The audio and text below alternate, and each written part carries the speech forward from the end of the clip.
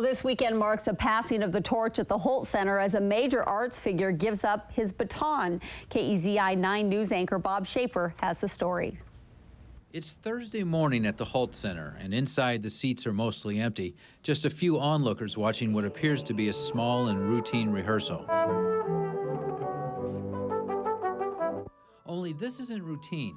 In fact, it's the beginning of the end of one of the greatest runs in Oregon arts history. Helmut Rilling has been the driving force behind the Oregon Bach Festival for decades.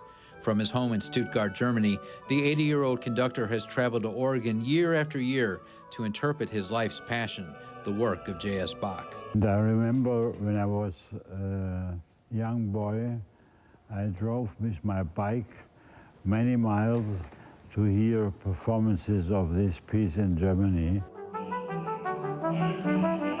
On Sunday, Rilling will perform Bach's B minor Mass, considered by many to be Bach's greatest achievement and the centerpiece of Rilling's repertoire.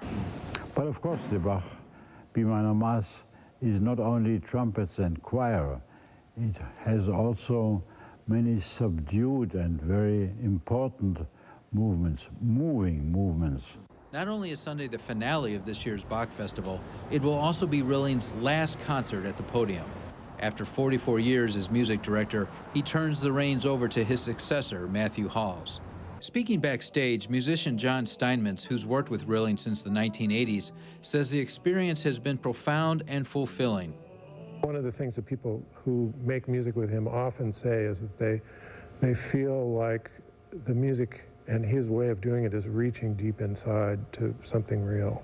The Oregon Bach Festival started as a collaboration between Rilling and Roy Saltzman way back in 1970. But in the last 44 years, Rilling says he's developed a true affection for Eugene and its people. The love was there from the very first moment. When I came here first time, I found this place to be a wonderful place. As for Rilling's future in Eugene, he leaves the door open. But I hope to be here sometimes as a guest, observing and maybe teaching, maybe also conducting. We'll have to see. In Eugene, Bob Shaper, KEZI 9 News.